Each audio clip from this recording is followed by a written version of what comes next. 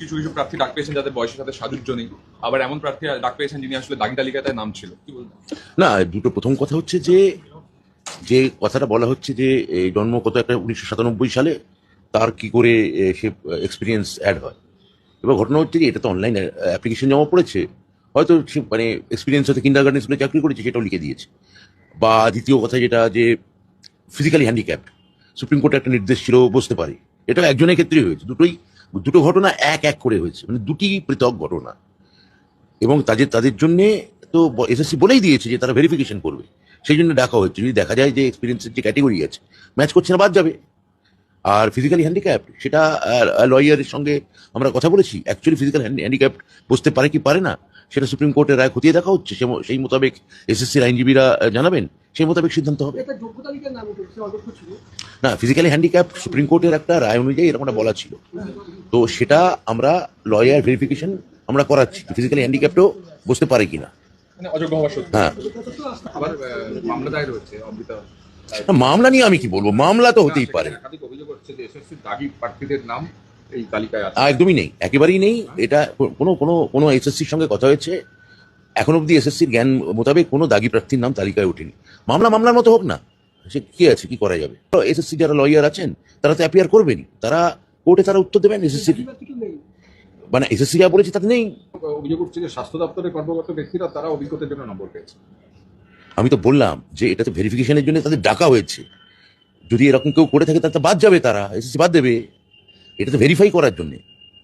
নতুন চাকরি প্রার্থী তারা আজকে রাস্তায় আন্দোলন এ আমি বলতে পারবো, 70-70 তারা ডাক পায়নি। আমি বলতে পারবো না নতুন কারা আন্দোলন করছে, কিন্তু এই আন্দোলনের যারা প্রধান মুখপাত্র বা পুরোধা, মানে ধরা যাক কৃষ্ণেন্দু, শ্রেয়সী বা ধরা যাক সুমন, এরা যতক্ষণ না আমায় না জানাচ্ছে আমি এই নিয়ে কোনো মন্তব্য করবো না।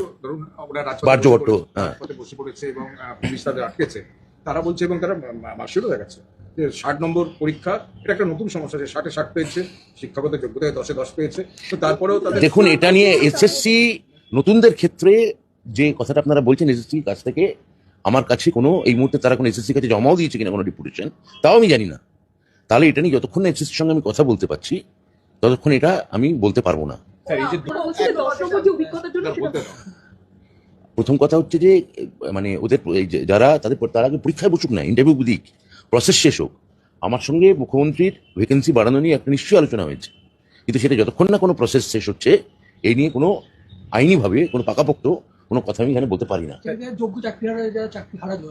তাদের জন্যই মূলত কথা হয়েছে যে সেটা সরকার বিবেচনা, মানে মন্ত্রিসভা বিবেচনা করে এই দেখবে। যে দুটো পৃথক ঘটনার কথা আপনি বললেন, এই দুটোর উদাহরণ দিয়ে বিরোধীরা বলছে যে পুরো প্রক্রিয়াতে আবার দুর্নীতি ছোঁয়া লেগে গেল। বিরোধীরা কি বলছে, কি যায় আসে, কি যায় আসে। মামলা তো করেছে, মামলা ফলাফল দেখে নিন। আমি তো মামলা ওয়েলকাম করছি, মামলা হোক না। সিট বাড়ানোর যে মুখ্যমন্ত্রীর সঙ্গে কথা হচ্ছে সেটা কাদের জন্য, এটা এখন বলতে পারবো না। এটা যতক্ষণ পুরো প্রসেস শেষ হবে আমরা পুরো দেখবো যে যোগ্য সত্যিই কেউ বাদ গেলেন কিনা, কতজন এখন আমরা জানি না। এখন এরপর 9-10-এর রেজাল্ট বেরোবে। যোগ্য, এই পুরো প্রসেস শেষ হওয়ার পর যোগ্য যদি কেউ বাদ যান, তাদের ক্ষেত্রে আমি তো বারবার বলছি সরকার সহানুভূতিশীল, এবং মুখ্যমন্ত্রীর সঙ্গে আমার ভ্যাকেন্সি বাড়ানোর একটা প্রাথমিক পর্যায়ে কথা হয়েছে, কিন্তু সেটা যতক্ষণ আমরা আইনি পরামর্শ পাচ্ছি ততক্ষণ এটা নিয়ে আমরা কোনো পাকাপোক্ত কথা বলতে পারি না। তো শেষ প্রশ্ন, এই যে ফিজিক্যাল হ্যান্ডিক্যাপ যিনি ডাক পেয়েছেন তিনি দাগি, তার নাম দাগি তালিকায় আছে। আবার সুপ্রিম কোর্ট এটাও বলেছে যে কোনো ফিজিক্যাল হ্যান্ডিক্যাপ থাকলে আদার কনসেশন তাকে দাওয়াত দেওয়া যেতে পারে। আপনারা কি এই পুরো ব্যাপারটা খতিয়ে দেখছেন? এই পুরো প্রসেসটা কি, যারা ফিজিক্যালি হ্যান্ডিক্যাপ তাদের ক্ষেত্রে সুপ্রিম কোর্টের রায় কি, রায় সত্যি করে নির্দিষ্ট করে কোনো ডিরেকশন আছে কিনা, এবং আমাদের লয়ারদের বক্তব্য কি, ফিজিক্যালি চ্যালেঞ্জ যারা তাদের ক্ষেত্রে এটা দেখে তার ক্ষেত্রে সিদ্ধান্ত নেওয়া হবে। কিন্তু যার ক্ষেত্রে এক্সপিরিয়েন্স বলছেন সেটা যদি এরকম হয়ে থাকে সেটা অবশ্যই সে বাদ যাবে।